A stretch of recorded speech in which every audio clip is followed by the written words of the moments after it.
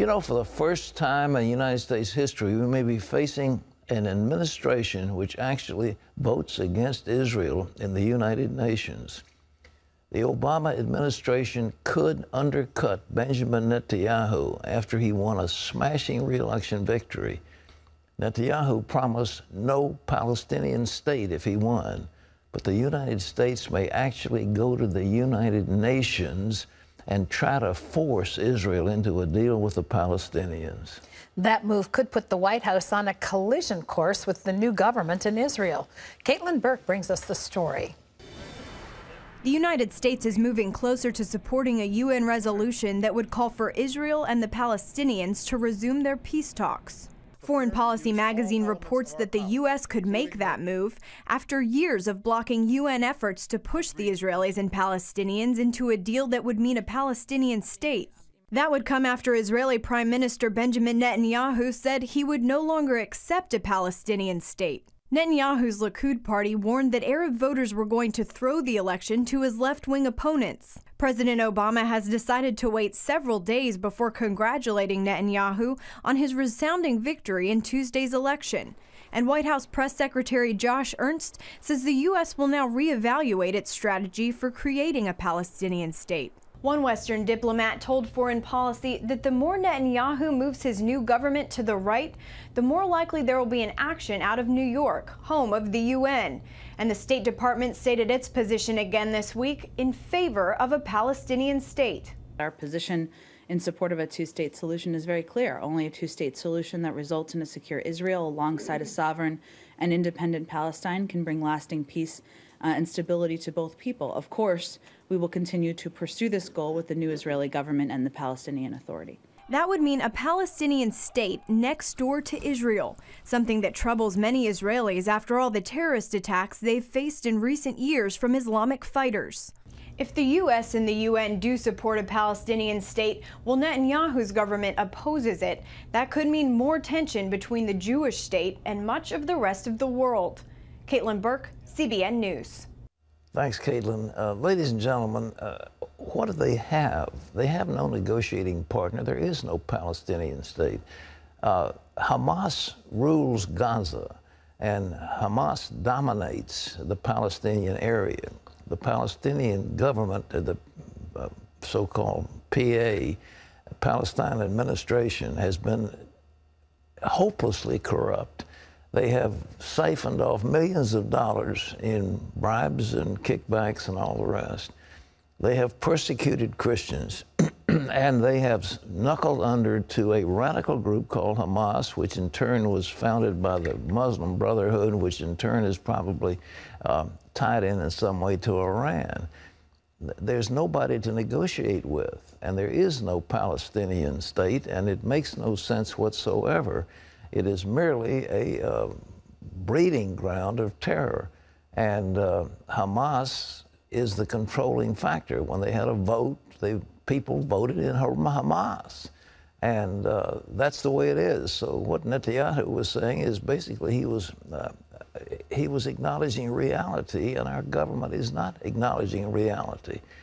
But from a cosmic point of view, if we as a nation go to the United Nations and vote against the state of Israel, vote against Israel's best interests, I fear for the long-range safety of the United States of America, because they then will be putting themselves against God Almighty, and that is not a good place to be. Well, while Israel is trying to protect itself from its enemies, the Jews in Europe are worried about the rising tide of anti-Semitism that could threaten their safety and their lives. Ephraim Graham has that story from the CBN newsroom. Here's Ephraim. Pat, terrorist attacks and rising anti-Semitism have convinced more and more European Jews there is no future for them or their children in Europe. And that is leading to an unprecedented exodus of Jews since the creation of Israel. Del Hurd has this story. More and more European Jews are asking if it's time to leave. European governments seem unable to prevent rising terrorist attacks against Jews, and that's made Jews as fearful as they've been since the Holocaust. For a lot of French Jews, the killing at Charlie Hebdo and the kosher supermarket was simply the last straw.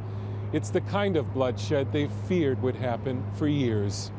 Anti-Semitism in Europe has become stronger both because of more Muslim immigration and because of the leftist European media's constant demonization of Israel. We have facing different kind of anti-Semitism, what we can call the traditional anti-Semitism, which is a centuries-old anti-Semitism, and the new phase of anti-Semitism, which is anti-Zionism, the critic of Israel, who is hiding actually a real anti-Semitism. A special U.S. envoy who recently returned from Scandinavia said Jews are under threat there as well.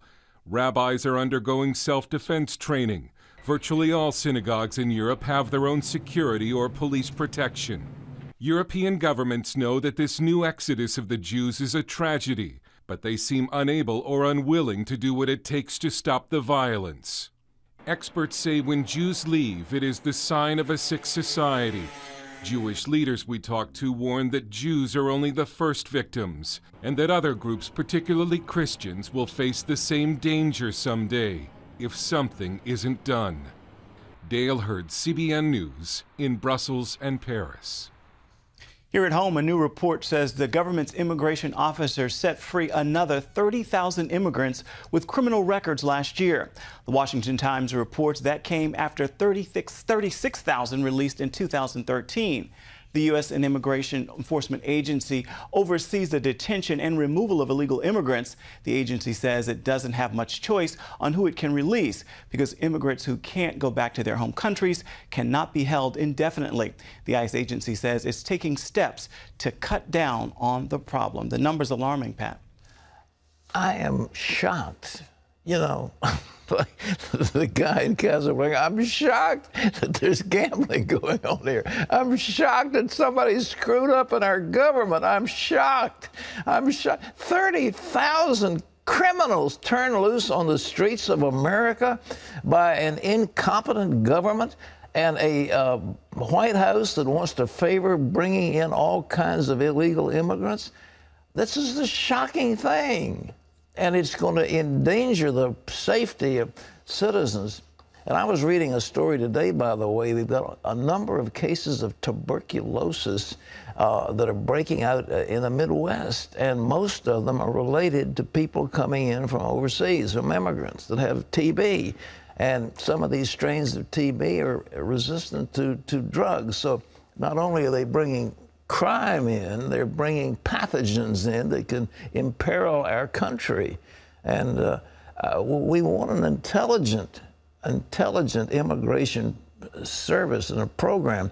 But what has happened now is the Obama administration has opened the doors to utter chaos. Maybe that's what they want. Ephraim? Pat, a government lab has come up with a new technology to track down the source of tainted foods. They call it DNA Tracks.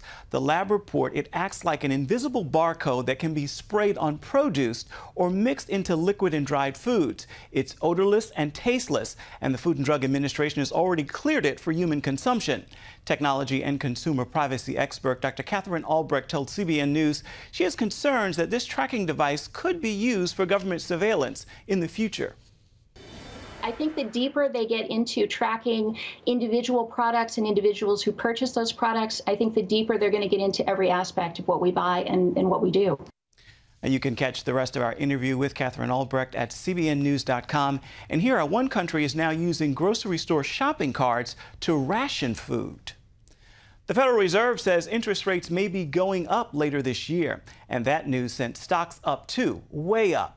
Federal Reserve Chair Janet Yellen says the stronger economy means the Fed could possibly raise interest rates in the months ahead. With continued improvement in economic conditions, however, we do not want to rule out the possibility that an increase in the target range could be warranted at subsequent meetings.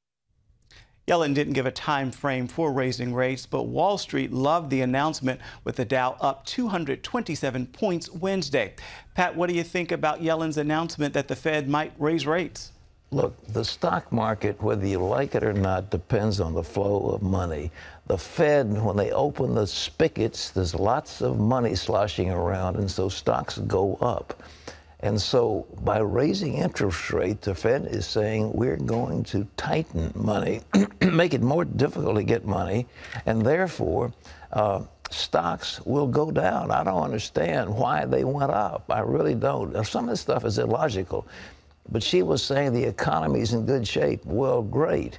But when the economy is in good shape, the Fed wants to tighten. And when they tighten, there's less money for stocks. So it's you know, we haven't got time for a lesson in illogical finance.